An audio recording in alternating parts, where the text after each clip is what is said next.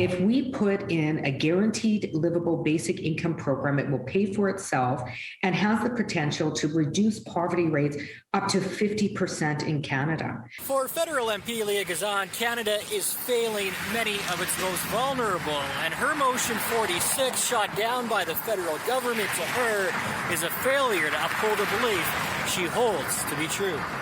Poverty is a violent human rights violation. Her motion designed to reshape how we think about social spending. Take our current income guarantees, make them livable, and expand them out for all those who are falling through the cracks.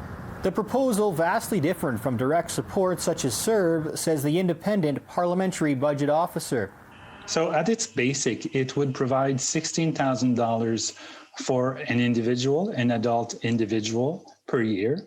And for a couple, it would provide $24,000. It's a redistribution from the higher incomes to those at the lower end of the income scale.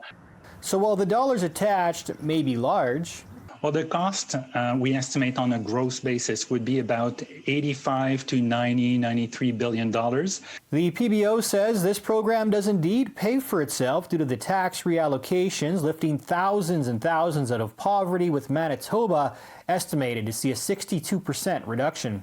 That would replace social assistance.